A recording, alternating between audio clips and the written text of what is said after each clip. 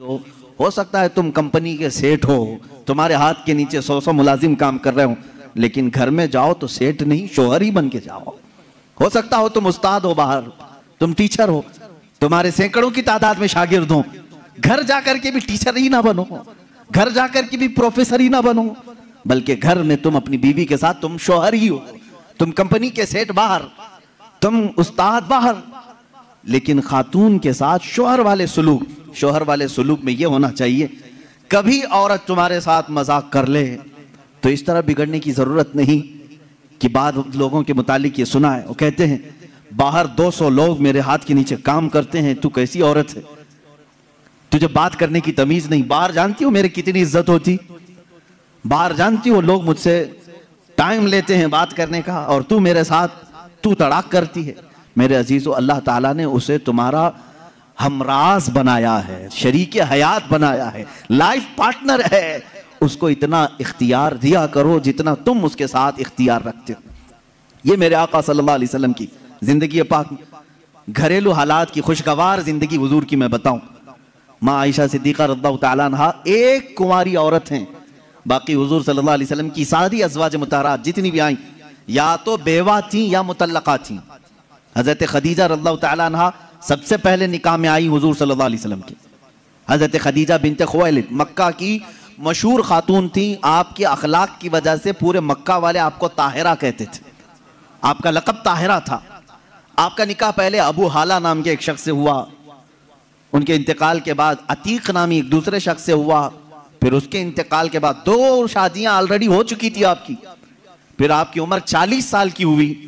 रसूल करीम सल्लल्लाहु तआला अलैहि वसल्लम ने अपनी जिंदगी पाक में पहला निकाह अपनी 25 साल उम्र में 40 साल की बेवा खातून से निकाह फरमा रहे हैं।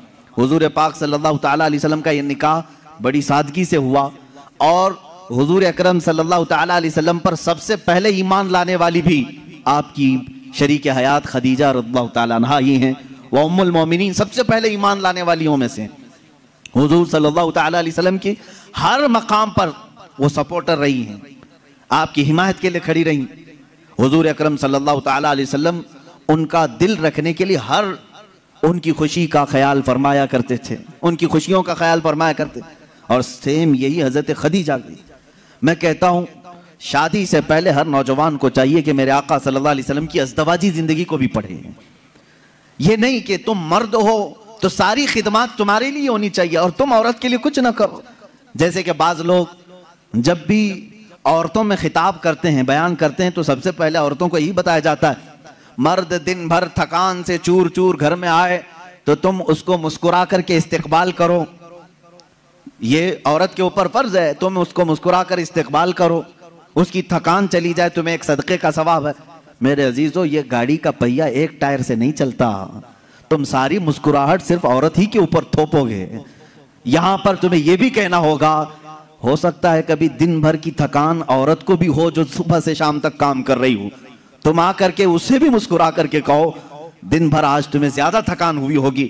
हमेशा मियाँ ये क्यों चाहते हैं कि मेरी थकान वो पूछे ना, बल्कि आप खातून की भी मिजाज पुरसी करें। ये दोनों टायर हैं, दोनों का बैलेंस बरकरार हो। मैं अभी बताता हूँ, हुजूर पाक सल्लल्लाहु तआला अलैहि वसल्लम हमेशा ये फरमाते, अगर अपनी अज़वाज मुतहरात में से कोई नाराज हो तो हुजूर उन्हें मनाते। आप सोच रहे होंगे क्या दुनिया में कोई ऐसा भी है जिसको हुजूर से नाराज होने का हक है? हुजूर से नाराज होने का हक है? हाँ, सिर्फ बीवियों को हक था जो आम जिंदगियों में होता है, लेकिन उस नाराजगी का मतलब रसूल से नाराजगी नहीं, शौहर से किसी मामले में हो। हुजूर पाक सल्लल्लाहु तआला अलैहि वसल्लम खुद फरमाते हैं हजरत आयशा से, ए आयश, जब तू मुझसे नाराज होती है तो मुझे पता चल जाता है। हजरत आयशा पूछती हैं, आप कैसे जानते हैं मैं नाराज हूं कि खुश हूं? हुजूर फरमाते हैं, जब तू खुशी में रहती है, कसम खाती है तो यूं कहती है रब्बे मोहम्मद की कसम, और जब नाराज रहती है तो कहती है रब्बे इब्राहिम की कसम। यह हजरत आयशा की आदत थी, जब घर में कुछ बातें इस तरह से हो जाएं तो कहती इब्राहिम के रब की कसम, मैंने ऐसा नहीं किया। हुजूर फरमाते हैं, जब जब तू इब्राहिम के रब की कसम खाती है मुझे लगता है तू नाराज है। हुजूर मनाते हैं, ये नहीं कि कायनात के आका मौला से तुझे रूठने का हक क्या है। हुजूर पाक सल्लल्लाहु अलैहि वसल्लम ने अपने घर में एक शौहर वाली जिंदगी भी गुजार करके दिखाया है। एक मरतबा हजरत आयशा सिद्दीक़ा रज़ियल्लाहु ताला अन्हा घर में, हजरत ज़ैनब एक दूसरी ज़ौजा हैं हुजूर की, हजरत ज़ैनब बिनते जहश रज़ियल्लाहु ताला आई।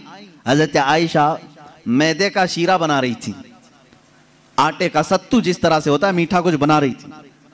जैसी वो बना उसमें कुछ खराबी हुई हो या जो भी, हजरत आयशा हजरत ज़ैनब को खिलाने पर इसरार करने लगी कि आप घर में आई हैं, ये शीरा पूरा खाएंगी आप। हजरत ज़ैनब कह रहे मेरा जी नहीं चाहता, मैं नहीं खाऊंगी। हुजूर पाक सल्लल्लाहु अलैहि वसल्लम बैठे हुए, हजरत आयशा ने वो शीरा उठाकर पूरा उनके मुंह पे लगा दिया। अल्लाह के नबी सल्लल्लाहु अलैहि वसल्लम मुस्कुराते रहे, कुछ नहीं फरमाया। हजरत ज़ैनब से कहा कि बस बस आयशा छोटी है, तुम बदला मत लो। ये हुजूर पाक सल्लल्लाहु ताला अलैहि वसल्लम की खानगी मामलात हैं, अपने अज़वाज मुतहरात के साथ हुस्न सुलूक है। उन्हें आपस में मजाक करने का इख्तियार तक मेरे आका ने दे रखा था। ये नहीं कि इतना टाइट करो कि हंसना भी मुश्किल हो जाए, इतना तुम उनके ऊपर सवार हो जाओ कि बात करना भी मुश्किल हो जाए। नहीं, रसूल पाक सल्लल्लाहु ताला अलैहि वसल्लम ने अपनी अज़वाज मुतहरात को एक खुशहाल जिंदगी गुजारने के घर इनायत फरमाए थे। आप अंदाजा कर सकते हैं, हर बीवी के लिए अलग मकान, हर ज़ौजा के लिए अलग मकान। हुजूर पाक सल्लल्लाहु ताला अलैहि वसल्लम की आदत मुबारका थी, हर खातून के पास बारी बारी तशरीफ ले जाते हैं, सबके पास बराबर का बराबर वक्त देते। हजरत आयशा रज़ियल्लाहु ताला ने उसमें सबसे छोटी उम्र के लिहाज से। मैं यही कह रहा हूं कि औरत को तरबियत देकर कामिल बनाना यह अखलाक रसूल है। हुजूर सल्लल्लाहु ताला अलैहि वसल्लम की सुन्नत पर अमल करना चाहते हो नौजवानों, पहले से ये समझ करके चलो। मेरे घर में जिनकी शादियां नहीं हुई उनके लिए कह रहा हूं, जिनकी हो चुकी उनके लिए भी पहले से जहन में ये बात फिट कर लो। मैं अगर शादी करने जा रहा हूं तो मेरे घर कोई ऐसी खातून आने वाली है जिसको हो सकता है बात करने में पूरा सीखी हुई ना हो, खाने पकाने क्या माहिर ना हो सकता है वो खानदानी मामलात को ना समझे, मुझे हर एक चीज को उसे सिखाना होगा। तुम अगर पहले से ये सब चीजें जहन में रखोगे तो झगड़े और ना इत्तेफाकी की बात नहीं आई। तुम पहले से एक्सपेक्टेशन ये रख करके बैठे हो कि ये 7वें आसमान से सीख करके आई हुई है घर में, कभी कुछ बातचीत हो गई तो सीधे झट से यही कहा, क्या तुम्हारे अम्मा बाप ने यही सिखाया था? यही बात। और सास भी अपने बहू से यही कहती है, रोटी नहीं बने, अम्मा क्या सिखाई तेरी तुझको, अब तक क्या करती रही? मेरे अजीजों, रसूल पाक सल्लल्लाहु ताला अलैहि वसल्लम के पास हज़रत आयशा जब आई, 9 साल की उम्र में थी, उनकी सहेलियां कहती हैं आटा गूंथते गूंथते वो सो जाती थी, उसी में सो जाती थी, रात हो जाती थी। हुजूर पाक सल्लल्लाहु ताला अलैहि वसल्लम ने एक दिन भी सख्ती नहीं फरमाई कि आयशा आटा गूंथते गूंथते सो गई, आटे में ही हाथ रह गए। हुजूर अकरम सल्लल्लाहु ताला अलैहि वसल्लम ने उन्हें मह कामिल बनाया। ये अल्लाह के रसूल सल्लल्लाहु अलैहि वसल्लम के अखलाक करीमा है। औरतों को तुम जिस कदर अच्छी तरबियत दोगे, तुम्हारी मोहब्बत उतनी ही उनके दिलों में होगी और उतनी ही अजमत भी बढ़ेगी, उतनी अजमत बढ़ेगी। और रसूल पाक सल्लल्लाहु ताला अलैहि वसल्लम की इस अजीम सुन्नत पर भी अमल होगा। बाज लोग ये सोचते हैं कि फुल हाई क्वालिफाइड चाहिए, पूरी तरह से मैच्योर चाहिए, तो तुम्हारा ये एक्सपेक्टेशन बाज दफा तुम्हें धोखा दे देता है। तुम जो कुछ भी सोच करके रखे हो वो नहीं आई, चिड़चिड़ हो जाता है, दिमाग में अलग अलग वसवसे आने लगते हैं, फिर दूसरे का ख्याल आने लगता है, और फिर दूसरी भी वैसी निकली तो क्या करोगे? इसीलिए अखलाक रसूल ये है। अल्लाह के नबी सल्लल्लाहु अलैहि वसल्लम के पास वो औरतें आई जो अलग अलग खानदान की थी, अलग अलग मिजाज की थी, अलग अलग कबीलों की थी। अरे यहूदियों के खानदान से हुई बिन अख्तब की बेटी सफिया रज़ियल्लाहु ताला अन्हा हुजूर के घर आई। उनके पूरे रस्म रिवाज अलग थे, सारे खानदानी मामलात अलग थे, लेकिन क्या कभी वो मिसमैच हुई हुजूर के साथ? रसूल पाक सल्लल्लाहु ताला अलैहि वसल्लम ने उनके साथ भी जिंदगी कैसे गुजारी? हजरत सफिया रज़ियल्लाहु ताला अन्हा हुजूर सल्लल्लाहु ताला अलैहि वसल्लम की बारगाह में जब आई, देखें हुजूर अदल कैसे करते थे बीवियों के साथ। ये खानदान था बनी इसराइल का, यहूदियों का। हजरत मूसा अलैहिस्सलाम से जो चला है वो खानदान था। मूसा अलैहिस्सलाम की औलाद वो मदीने तैयबा में थी, उन्हीं के खानदान से हजरत सफिया आई थी। जब शादी हुई तो औरतों में आपस में बातें होती रहती, सौतनों के मामलात रहे। हुजूर की एक ज़ौजा हजरत आयशा हैं जिनके बाप सिद्दीक़ अकबर हैं, एक ज़ौजा हुजूर की हजरत हफ्सा हैं जिनके वालिद उमर इब्न खत्ताब हैं रज़ियल्लाहु ताला अन्हु। एक हजरत अबू बकर की बेटी हुजूर के निकाह में है, एक हजरत उमर की बेटी हुजूर के निकाह में। ये दोनों मिलती थी तो बड़ी लंबी बातें भी होती थी। खानदान एक था, इनके बीच में हजरत सफिया आ गई, अलग खानदान की, यहूदी खानदान से आई थी, लेकिन हुजूर के निकाह में आई थी। हजरत सफिया को दोनों छेड़ने लगी। क्या कह करके? कहा कि सफिया, हुई बिन अख्तब है ना तेरा बाप, यानी यहूदियों के कबीले का सरदार है। हजरत आयशा कहती है मेरे बाप तो सिद्दीक अकबर हैं। हजरत हफ्सा कहती है मेरे बाप तो उमर इब्न खत्ताब हैं, जिनकी नेकियां हुजूर ने इस तरह फजीलतें बयान फरमाई। हजरत सफिया के दिल में थोड़ा सा वो लगा कि ये दोनों अपने अपने बाप पर फख्र कर रही। हुजूर पाक के हुजरे में आई, गमगीन थी। अल्लाह के नबी सल्लल्लाहु अलैहि वसल्लम ने पूछा सफिया क्या मामला है? कहा आयशा भी और हफ्सा भी ताना मार रही हैं। कहा क्या कहा उन्होंने? आयशा कहती है मेरे बाप अबू बकर हैं, हफ्सा कहती है मेरे बाप उमर हैं, तेरे बाप तो यहूदी खानदान का सरदार है। हुजूर ने फरमाया जाओ अब जवाब दो, आयशा को भी और हफ्सा को भी। हुजूर सिखा रहे हजरत सफिया को। कहा क्या जवाब दूं? कहा जाके कहना मेरे बाप मूसा अलैहिस्सलाम हैं, मेरे चाचा हारून अलैहिस्सलाम हैं और मेरे शोहर मोहम्मद रसूलुल्लाह हैं।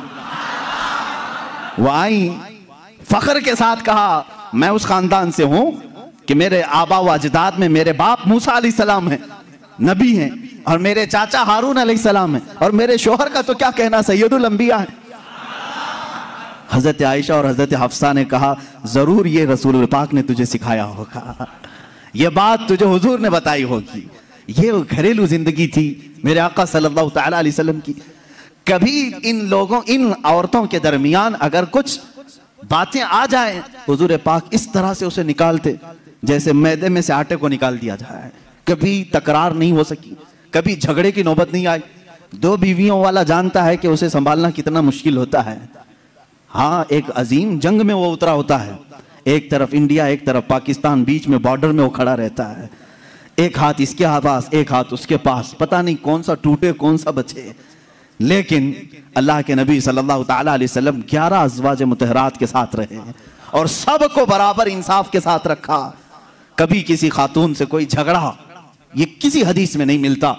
हाँ, उनके दरमियान जो बातें होती थी वो तफरीह कल्ब के तौर पर होती, तफरीह कल्ब के